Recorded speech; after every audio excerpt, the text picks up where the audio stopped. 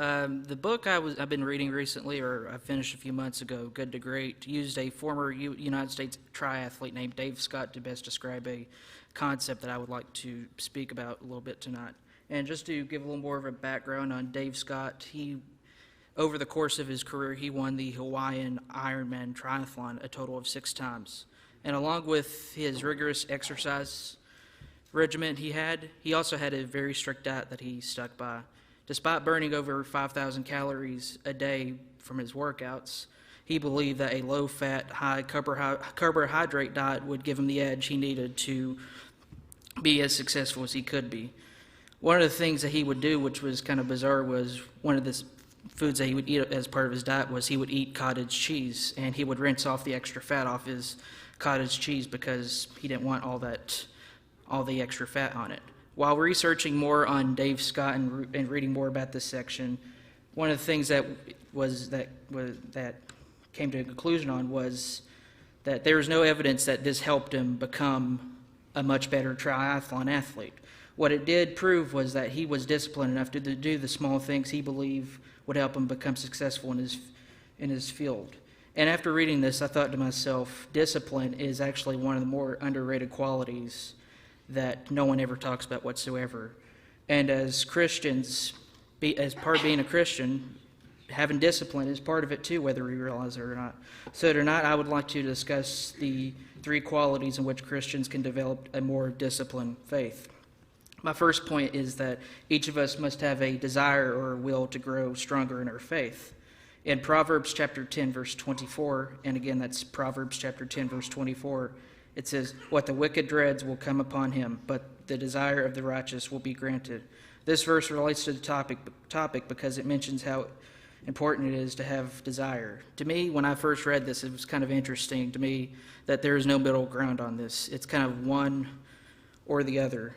From my experience, just from being a student and being an employee, one of the things I've kind of learned with other people is that you can't make anyone have desire to improve themselves whatsoever on a daily basis. They have to have it from within themselves. So the first step in developing a stronger faith is to have a desire or a will to improve. The next point I would like to discuss is preparation.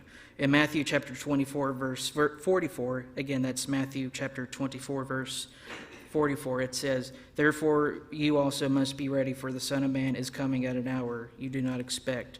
This reassures us why we should be prepared to grow stronger in our faith. We need not to only be prepared for the Son of Man, but we need to be prepared for any obstacles or temptations we may face. We need to learn how to handle them.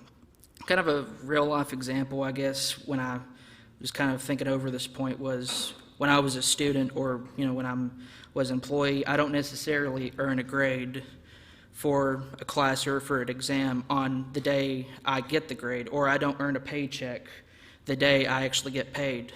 Like if I'm a student, I'm studying for a test, I earn that grade based on what I do leading up to that exam.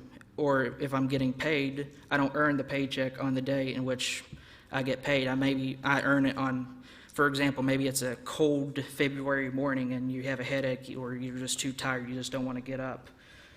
Those are the days I like to think that you earn what you get. The point here is that we will all face trials or temptations in our life. How are we preparing to go up against them?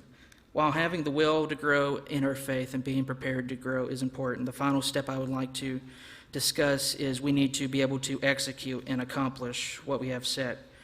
In Ephesians chapter 5, verse 1 and 2, again, that's Ephesians chapter 5, verses 1 and 2, it says, "Therefore be imitators of God as beloved children, and walk in the love as Christ loved us, and gave himself up for us as a fragrant offering and sacrifice to God." These 2 verses justify why we need to be disciplined in our faith. Christ was disciplined in all that he did. He not only gave his life for us, but he exemplified what it was like to have discipline. So in review, to come to a close, the 3 points I discussed were we must have a desire or will to be more disciplined. We need to be disciplined in our preparation or how we're going about our Christian walk in life. And we must be able to execute and accomplish what we have planned.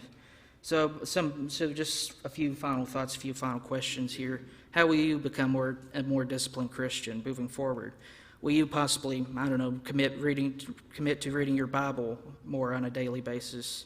Will you maybe say to yourself, maybe I should go to services more often than what I do? Or maybe you'll start conducting yourself in front of others who are maybe non-Christians and saying, hey, this is how Christians act, and I'm going to be an example for everybody to show. Whatever outlet you choose, please do what it takes to become more disciplined as a Christian, because it's something that discipline's never something that ever gets the notoriety it should. So if you're here tonight and you want to be baptized or you need the prayers of the church, please come forward as we stand and sing.